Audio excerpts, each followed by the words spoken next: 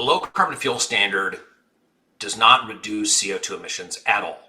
It does zero to reduce CO2 emissions. And people don't understand this. We have the cap and trade system, the Climate Commitment Act, says here's how much CO2 must be reduced. If the clean fuel standard, the low carbon fuel standard, went completely away, we would still have to meet the exact same target.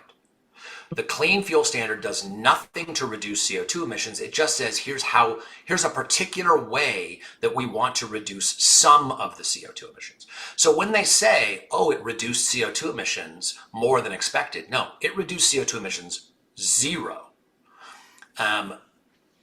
What they mean though is that when it did more than expected, that's true, but it's an artifact of the system.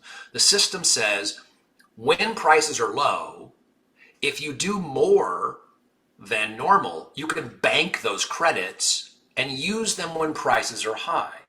So what's going to happen is that when prices were low, they did more than they needed to do. The people who had to comply, the companies who had to comply, bought more. But in the future, they're going to use those credits. Now, would the Department of Ecology and others say, oh, they did less than they expected? No, even though it's the same exact logic. It's just a word game. And that, I think, is, these people are not, our climate policy is not serious. Our climate policy has degenerated into a series of pseudo-intellectual word games that are designed to confuse the issue. Like I said, everybody else in the world knows how to do these calculations. Oregon has a very simple calculation. Oregon has had a clean fuel standard longer than we have in Washington. They have a calculation. Every year they apply the calculation. It's very straightforward. It's very rigorous. It's the same one that everybody else uses.